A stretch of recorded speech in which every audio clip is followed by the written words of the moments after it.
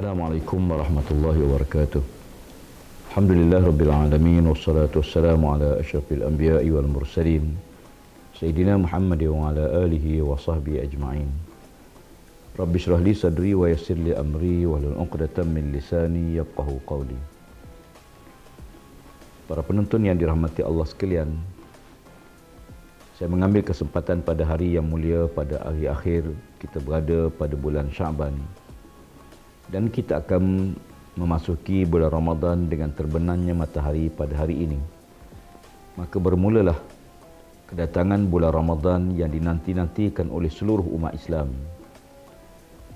Ia bukan suatu perkara yang baru, bahkan ia berlaku sejak zaman Nabi sallallahu alaihi wasallam, di mana dalam 12 bulan hanya bulan Ramadan saja bulan yang disebut namanya dalam Al-Quranul Karim sebagai suatu penghormatan, suatu kemuliaan, suatu pengiktirafan terhadap bulan Ramadan yang diberkati oleh Allah Subhanahu wa taala.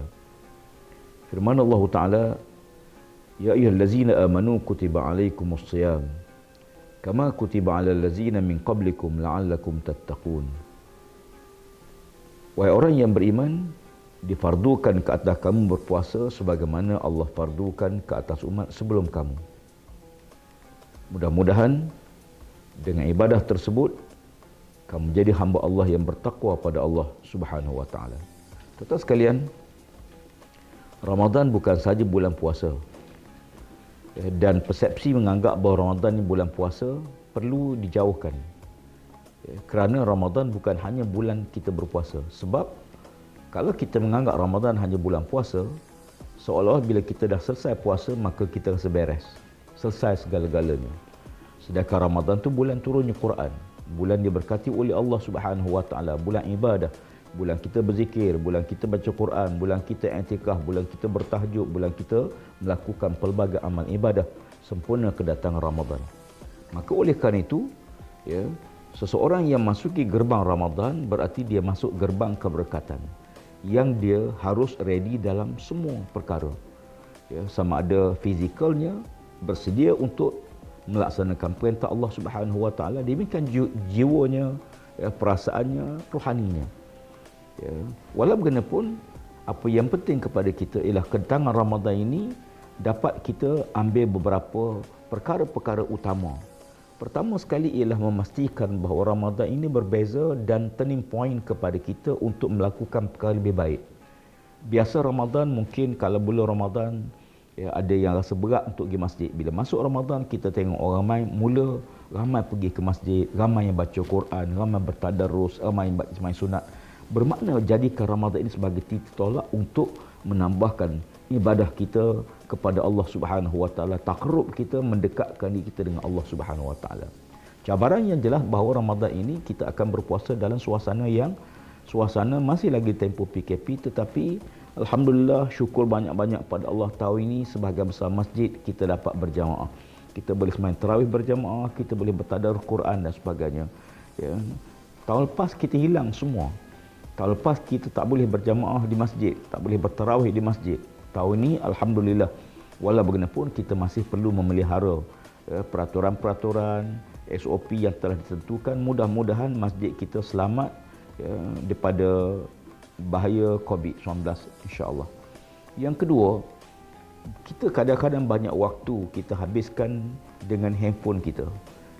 Dan kita bimbang kalau kedatangan Ramadan kita hanya doa asyik dengan telefon kita menyebabkan kita terganggu. Kalau sebelum ini mungkin kita boleh khatam Quran, saya khawatir diri saya dan semua, kalau kita terlalu banyak menghabiskan masa dengan handphone kita menyebabkan Quran tak boleh khatam, zikir kita pun terganggu, ibadah kita terganggu dan lain. Walaupun banyak kebaikan, tetapi yang jelas bahawa dia telah pun mengambil masa kita yang panjang, menyebabkan ukhuwah hubungan kita terhabis waktu-waktu dalam perkara yang tidak besar manfaatnya. Yang ketiga, harus kita ingat bersama bahawa Ramadan ialah bulan yang Allah Subhanahu wa taala buka pintu rahmat, pintu pengampunan, pintu taubat. Maka kan itu ambil kesempatan sungguh-sungguh supaya Ramadan ini kita minta ampun kepada Allah Subhanahu wa taala dosa-dosa yang pernah kita lakukan. Walaupun bertaubat tu sepanjang waktu, taubat boleh buat sepanjang masa. Tetapi tentu berbeza kalau bulan ni Allah kata bulan yang Allah buka pintu taubat. Bukan semalaman, bukan sehari, bukan sedetik waktu, tapi sepanjang-panjang bulan Ramadan. Mudah-mudahan kita bertaubat pada Allah Subhanahu Wa Taala, mohon keampunan agar Allah ampun dosa-dosa kita dan kesilapan kita. Yang keempat ialah Ramadan. Kalau kita lihat dalam Quran Karim, Allah Subhanahu Wa Taala menyebut Ramadan itu bulan yang Allah nak kita tinggalkan amalan-amalan yang tidak bermanfaat, tidak berfaedah. Dalam hadis Nabi kata man lam yada' qaula zur wal amala bihi falaysa lillahi hajatun ala an yatraka at'amahu wa syarabahu kama qala.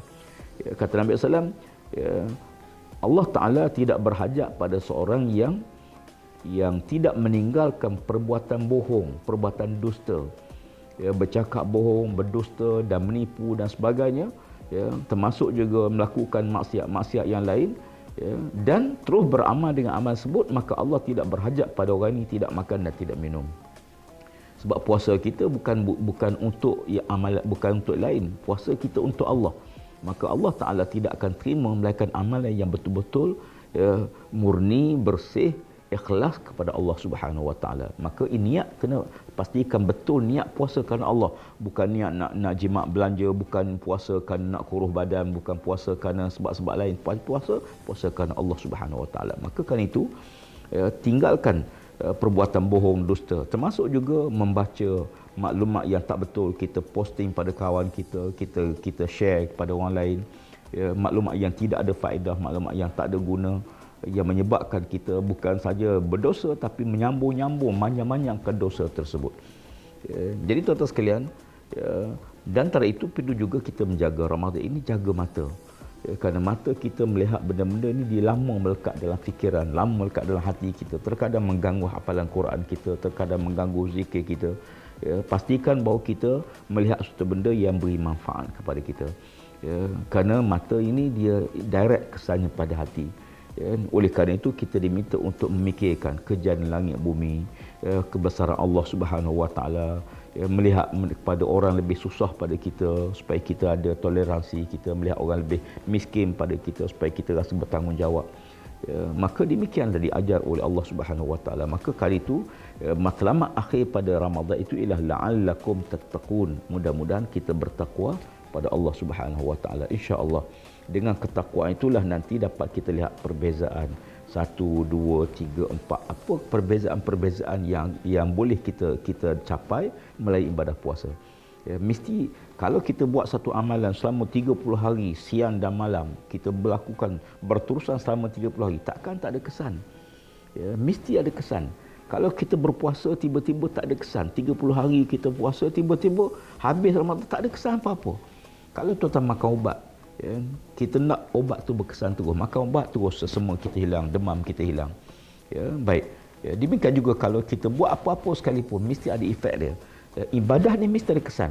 Kesan langsung ibadah puasa ialah menundukkan hawa nafsu kita kepada Allah Subhanahu Wa Taala. Berjaya menundukkan kehendak jiwa kita, nafsu kita yang berkobar-kobar, nafsu kepada benda-benda yang tak baik itu dapat ditundukkan. Maka mesti ada kesan. Demikian juga pembaziran. Ramadan ni dikaitkan bulan yang orang Islam banyak membazir. Di Malaysia hampir 9,000, 10,000 tan sehari makanan yang dibuang. Dibuang begitu saja. Makanan tu baik-baik lagi. Kadang-kadang tong sampah, tempat kita buang makanan kita, dan kita mesti uruskan semua sisa-sisa makanan kita ni di tempat yang betul. Dan kalau kita peniaga bulan Ramadan, mungkin sebahagian jualan kita laku, sebahagian lagi tak laku. Jangan dibuang tong sampah. Alangkah baiknya kalau kita hantar ke asrama sekolah, kita hantar ke masjid, kita hantar ke mak tahfiz sebagai anak-anak kita ni yang hantarlah apa jenis makanan pun, insya-Allah mereka akan makan. Tapi kalau semua dia hantar masjid, mungkin masih ada masalah nanti nak urus macam mana. Tapi saya yakin kalau hantar di asrama, di sekolah-sekolah, anak-anak yang ramai itu mereka akan sangat menghargainya. Jangan sekali-kali dalam fikiran kita kata dah tak laku baru nak hantar sedekah. Jangan kita rasa demikian. Sebab makanan baik. Yang penting makanan yang baik, tidak basi, tidak rosak, kita hantar, jangan buang. Terkadang peniaga-peniaga dia yang jual air, bila hujung bulan tu pukul 7, pukul 8, pukul 7, pukul 10 minit dah mula buang air tersebut. Jadi kalau air cantik, air baik saya, kita ready dengan bekah, kita hantar Mudah-mudahan kita tidak membazir pada bulan Ramadan. Bayangkan kalau 10,000 tan sehari makanan yang dibuang, yang boleh menampung hampir 6-7 juta penduduk orang boleh makan, berarti kita sangat membazir. Sedangkan syaitan dah tak ada. Membazir itu saudara syaitan. Kita bimbang takut-takut Ramadan tidak mencapai matlamat yang kita inginkan. Mudah-mudahan dalam kesempatan masa lain kita akan bicarakan semula beberapa siri lagi dalam sepanjang Ramadan ini, insya-Allah.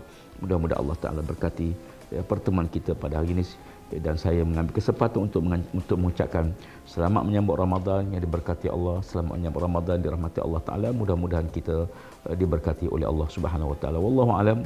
Assalamualaikum warahmatullahi wabarakatuh dan salam sejahtera.